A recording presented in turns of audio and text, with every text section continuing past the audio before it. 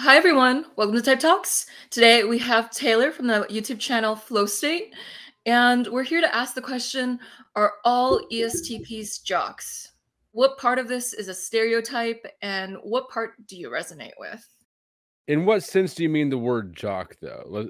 Can we clear that up? Because there's a few different ways to take it. It could be like literally an athlete, or it could be, you know, a Chad. Um, I think ESTPs get the full association. They get the people see them as both the meatheads and also as the athletically gifted, being able to have this amazing kinesthetic skill. So I'm wondering about what parts you agree with and what parts are like meh to you. so for me, personally, I was an athlete. I wasn't the star quarterback. Um, I didn't play anything in college. I did get invited to play on the rugby team. I played rugby in high school, and I got invited to play on the college team, but I played on a really good high school team. And the college I went to had a really bad college team, so I just opted out of playing with them altogether. S so yeah, I was an athlete, and that's actually the thing that I miss the most about that age, right? You being, school or being younger when you had organized sports against other players who were your own caliber. Like now as adults, I can go join an adult softball league and play against a whole litany of different skill levels or sobriety levels, and um but yeah, so I enjoy sports. um but I was, especially towards high school, I was definitely more interested in girls and partying. So um yes, jock in that sense, but not super jock. um like, you know, hobby jock. And I guess in the Chad sense, probably. I mean, I've been called that a lot. I've been called a frat boy a lot, even though I never joined a frat. All those sort of stereotypes. Stereotypes exist for a reason. So I would say that that's not where the story ends. That's not the entirety of an ESTP, and that's also not gonna hold probably for all ESTPs. But I do think, I don't know how you could have SE first and not be somewhat inclined towards, um, something you should have a skill set at, right? You can react in the moment.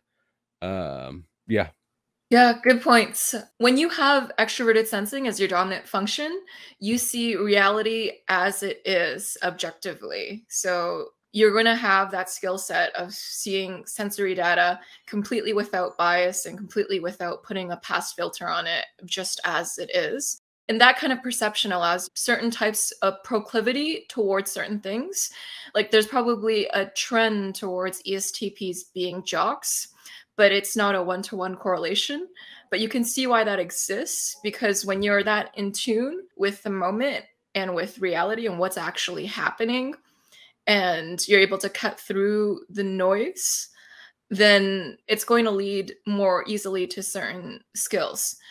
These types do have a proclivity towards developing certain skill sets that make them very hands on and very good at kinesthetic skill, but it won't lead everyone to be a certain way. So stereotypes exist for a reason, but they're the starting point of a conversation, not the end point to diagnose or label everyone. But yeah, The I was gonna say that the discipline and consistent dedication to, the schedule, the team, that is going to be the Achilles heel for ESTPs. We really have trouble with that sort of constant regimen. And once you get into high school sports and beyond, like that's it. That's your life. You don't have off days. You don't get to follow your whim and go, you know what? I'm going to a party night. Fuck practice tomorrow. Sorry. Screw practice tomorrow. Um, that's just not an option. So that's going to be where a lot of us fall off. And it was for me as well. yeah. Once it becomes more repetition and you have a certain schedule that you have to dedicate yourself to, and you can't really deviate off of that, then that's when the ESTPs may get a little bit more bored of it, because they want to be able to adapt and flex to the moment when a new opportunity presents itself that might be funner, or they might have more impact if they do that thing. They might be more inclined to like certain areas of the sport than others. Like they're good at the immediate learning of it. Like their body just knows how to kick a ball, and just watching it, they're able, like it's almost like a monkey see, monkey do. SE might have a more easier time. That's not English, but we'll pretend it is for today. With just knowing how to move your body and being able to adapt your body. Like for instance, an ESTP who is pregnant might be able to adjust to their pregnant body more easily than other types, because they just know how to move their body. They know how to take steps that don't look as awkward. It's kind of like an awareness of your bodily movement that can translate into different things. These are not a one-to-one. You can have a clumsy SE user too, but extroverted sensing does create a likelihood of being able to just look at something and instinctively know how to do it. Like with salsa, it's just like you can look at someone doing it and you can just step to it. And that's what could also make them a little bit more sporty. But then the constant everyday grind might get at them because they want that freedom. So, and we want to enjoy our lives and what we're doing. We don't get a lot of value out of accomplishing something just to have accomplished something. I know that the sport that I was probably the best at was cross country. And that's the one that I did freshman year, and then I quit that shit because I didn't like it. And the coach, when I saw my little brother, or when I saw the cross country coach at my little brother's graduation 4 years after I graduated, I said hi to him, and he was still mad at me for having quit cross country. But it doesn't matter if I'm really good at just running until I think I'm going to die. I don't want to be good at, forget it. I'm going to go do something else. I also have a friend who I believe that she's an ESTP, and she was a gymnast. She was actually in high school. She was training with the Olympics team. And when she was, I think 17 or 18, she just dropped it. It was taking too much of her life. She wanted her life back. And so she quit the whole thing.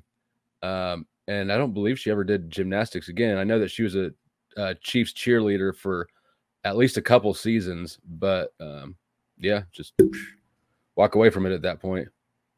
And she didn't regret it either. And I didn't regret the cross country thing. Life's too short to spend doing something you hate to be able to say that you've accomplished something while hating it the whole time.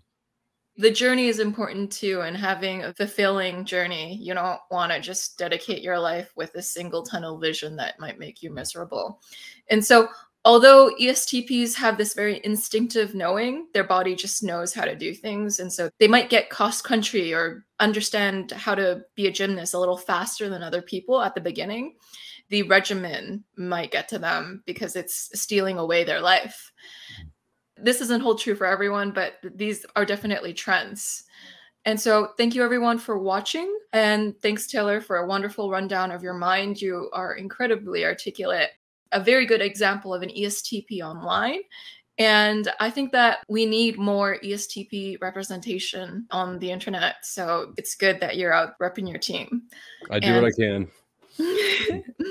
So thanks everyone for watching. I'll see you all in the next episode. Bye. Bye.